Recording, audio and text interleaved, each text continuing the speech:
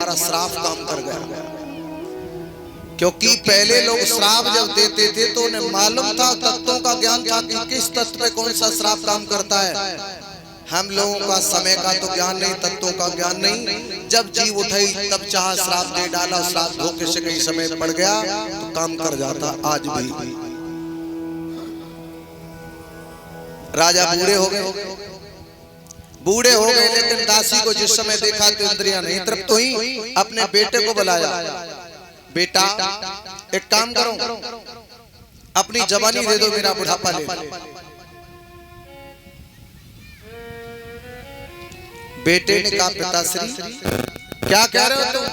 बोले अपनी जवानी दे दो, मेरा बुढ़ापा ले।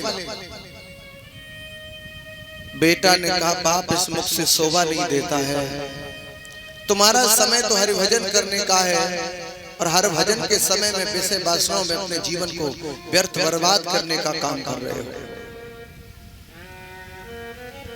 बेटा कहने लगा, पिताश्री कि मेरी शक्ति को ले जा करके और मेरी मैया पर अजमाओगे, हम सत्य धर्म से कहते तुम घोर नरक में जाओगे।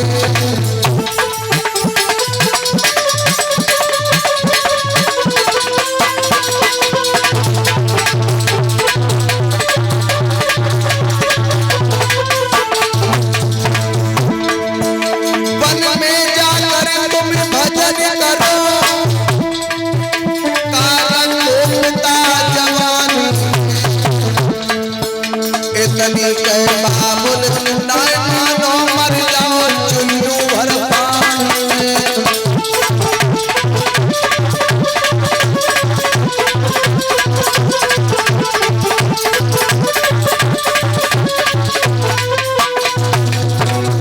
इसलिए लिखा है कवि ने, अरे मायके में चली हो समार के ससुरे में काट जय हो, मायके में चली हो समार के ससुरे में काट जय हो।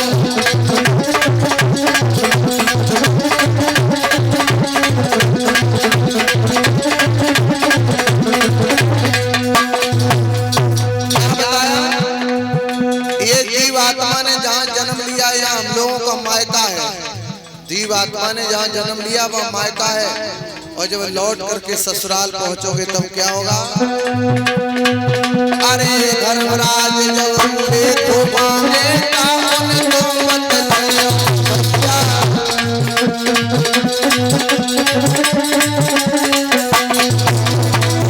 अरे कर कर याद आई कर मन की बिखरिया सुधर गए, और मायके में चली हो समार के ससुरे में काट।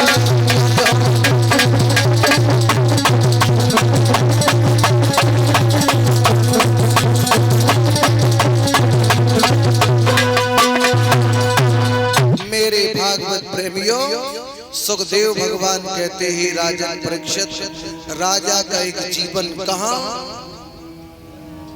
और आज कहां से कहां पहुंच गए हैं। बस यही मुझे संसार में समझना चाहिए कि हम कहां लगे और हम कहां पहुंचे। मेरे भागवत प्रेमियों, सुखदेव भगवान कहते राजन परीक्षित, अंत में जब चिड़िया खेती चुग जाती फिर पछताने से कोई फायदा नहीं है। आज राजा नहुष बेटे की जवानी को भी विषय वासनाओं में लगा दिया। बेटे ने कहा, पिताश्री तुम्हारे अधिकार है, शरीर पर चाहे जला दो, चाहे मिटा दो, चाहे बहा दो। बेटे ने जवानी दे दी, उसकी जवानी पर भी बुढ़ापा कर दिया, उसका समय उसे वापस दे दिया, और अंत में राजा ने फिर पश्चाताप किया है। तो कहने का तात्पर्य है, ये जो हमारी मन की इंद्रियां हैं, ये मन की कामना है, ये एक भूख के समान है। जैसे भूख लगी होती तब भोजन प्यारा लगता है, और जैसे भोजन जब कर लिया तो कहते अब भोजन लगता है 2-4 महीने नहीं करना पड़ेगा, जब ऊपर तक लग गए तब। लेकिन ये हमारा जो मन है, ये मन की कल्पना है, उसी भूख के समान है। जैसे धीरे धीरे भूख समाप्त होती दोबारा फिर लगने लगती है, बस ऐसे जिंदगी भर ये मन की कल्पना मरते मरते भी पूर्ण नहीं हो पाई। सुबह खत्म तो शाम को खत्म सो सुबह। जिंदगी जीवन गुजर गया, जीने का ढंग आया और सम्मा बुझ गई तो महफिल में रंग आया। मेरे भागवत प्रेमियों, इसी वंश में आगे चल के सुखदेव जी कहते हैं, राजन परीक्षित, अंधक के पुत्र कुकुर हुए हैं, कुकुर के पुत्र धृष्ट हुए हैं, धृष्ट के पुत्र कपोत रोमा हुए, कपोत रोमा के पुत्र विलोमा हुए हैं, विलोमा के पुत्र अनु हुए, अनु के पुत्र आनक धुंदक हुए हैं, आनक धुंदक के पुत्र अवजित हुए, अवजित के पुत्र पुनर्वसु हुए हैं और पुनर्वसु के पुत्र आहुक हुए हैं। इसी आहुक के पुत्र आगे चल के महाराज उग्रसेन हुए हैं। जो ये उग्रसेन मथुरा के राजा थे। उग्रसेन के यहाँ पत्नी थी जिसका नाम था पवन रेखा। इस पवन रेखा ने कोई संतान पैदा नहीं हो रही, दोनों प्राणी दुखी हैं, तो संतान के लिए बहुत ईश्वरीय मन्नतें इन्होंने मांगी। लेकिन अब यहाँ पर सवाल इस बात का है, जो हमारे और कथावाचक हैं वो इस व्यास मंच पर बैठ करके कहते हैं कि पवन रेखा जिस समय जंगल में पहुंची तो एक दुर्मिलिक नाम का राक्षस मिला जिसने पवन रेखा के सत्यत्व को नष्ट किया है। धन्य है, ऐसे लोगों को कोई कभी माफ नहीं कर सकता है, जो भड़ुए इस मंच पर बैठ के अपनी माँ को गाली देने का काम करते हैं, समाज को बताते हैं कि मेरी माँ ने ऐसा किया है, और जो बेटा अपनी माँ की बुराई कर सकता वो कैसा बेटा हो सकता है। दुर्मिलिक नाम के राक्षस ने पवन रेखा को जंगल में छेड़ा। तुम्हें ये शर्म नहीं आती इस व्यास मंच पर बैठ के अपनी माँ की वो बोल कथा तुम इस व्यास मंच के द्वारा समाज को देते हो। हमारे समाज के कई एक धर्म समाज के लोग टूट करके दूसरे धर्म में पहुंच गए कि तुम्हारे धर्म में तो भगवान कृष्ण ने 16,108 विवाह किए, इसका मतलब हमारे कृष्ण चरित्र से गिरे हुए थे जो उन्होंने 16,108 विवाह किए। लेकिन ये बातें एक भी सच नहीं है।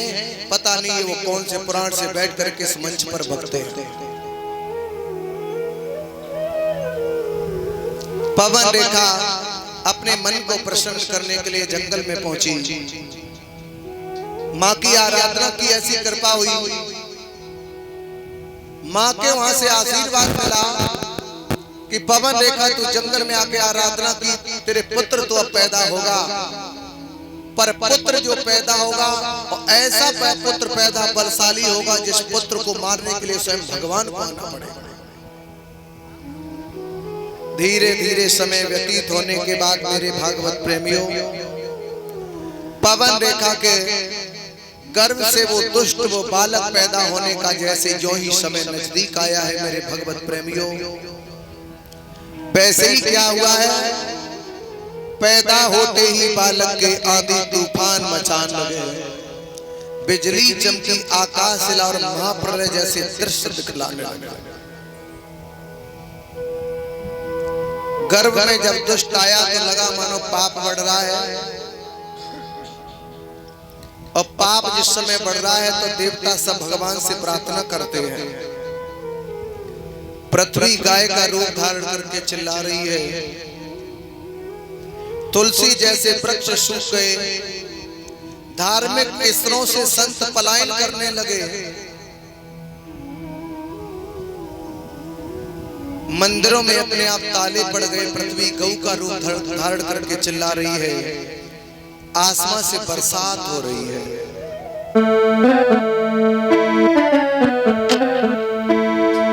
जमी तो जमी आसमां रो रहा है,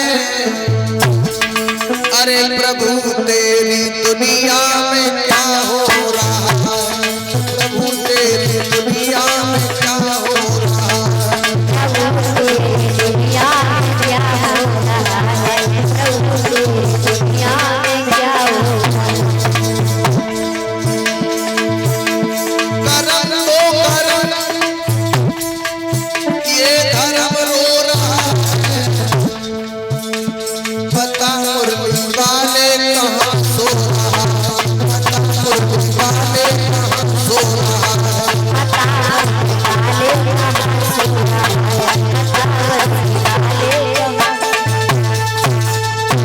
जमी तो जमी आसमां रो रहा है, और प्रभु तेरी दुनिया में अब ये क्या हो रहा है।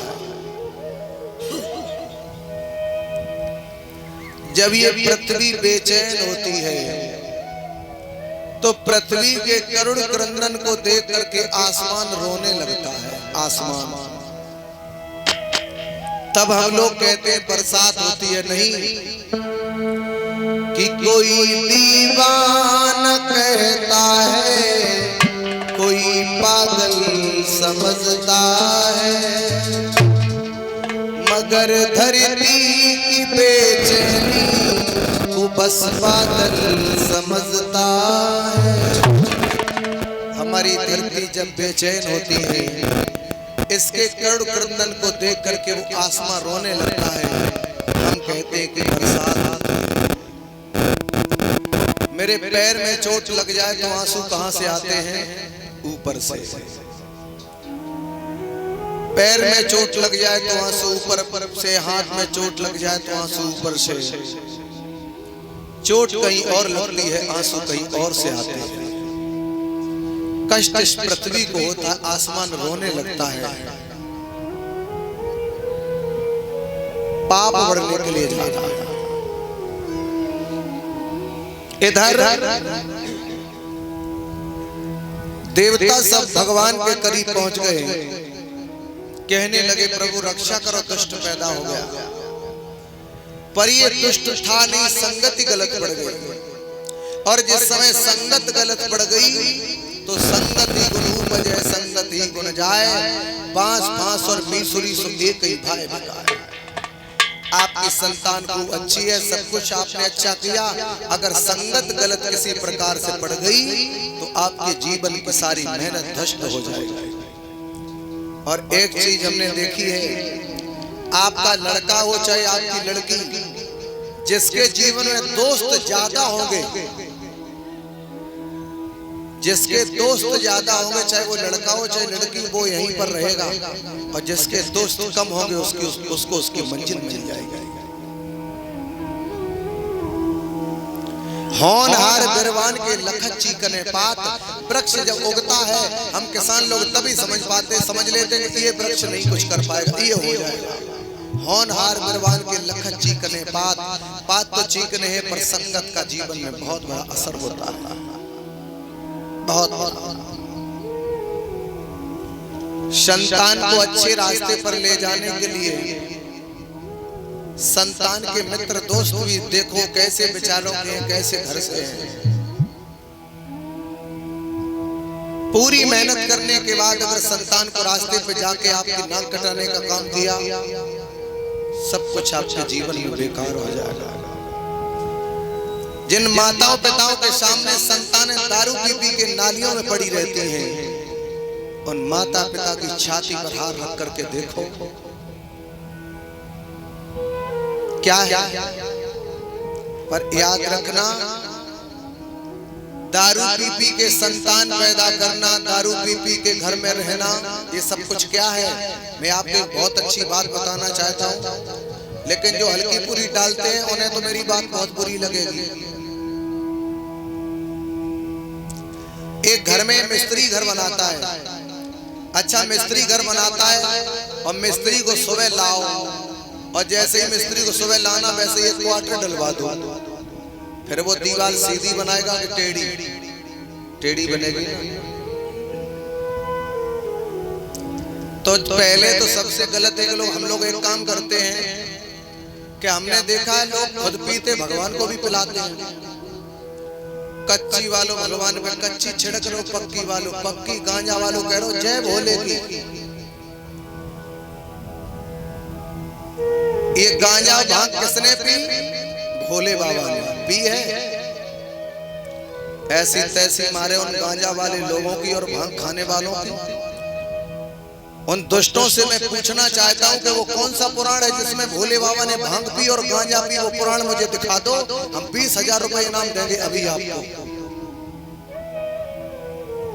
भोले बाबा ने कौन सा जहर पिया था? भोले बाबा ने समुद्र मंथन के समय में जो विष निकला था उस विष का पान किया है। और तुम ये संसार के जो नशों को करके वो भोले बाबा को बदनाम करने का काम करते हो कि भोले बाबा ने चिलम पी और भोले बाबा ने भांग खाई। कौन सा पुराण है जिसमें भोले बाबा ने भांग और ये चिलम पी? खुद पीते हो और भगवान को बदनाम करने का काम करते हो। मरते मरते तुम्हारे मुंह में और शरीर में कीड़े पड़ के मरना पड़ेगा।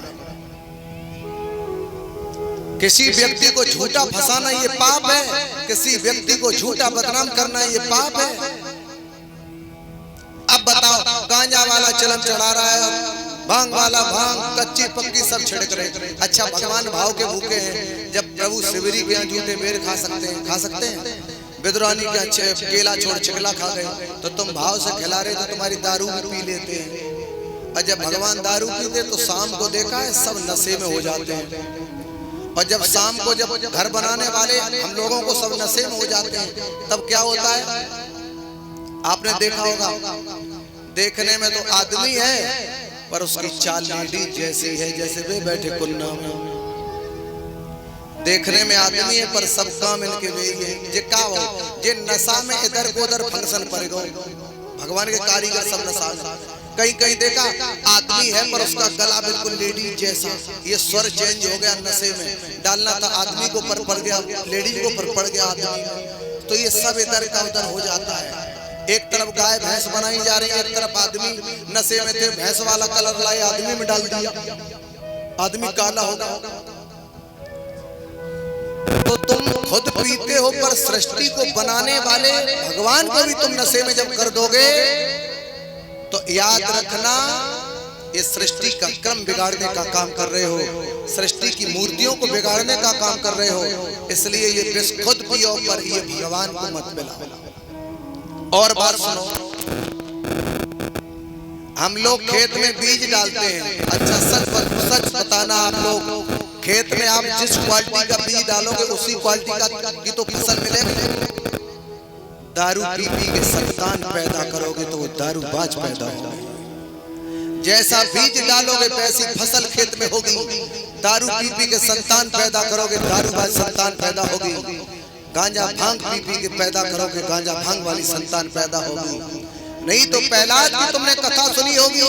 प्रहलाद, हिरण्याकश्यप जहाँ प्रहलाद पैदा नहीं हो पाते, कयादू समझ गई कि ये दुष्ट है, राक्षस पैदा होगा।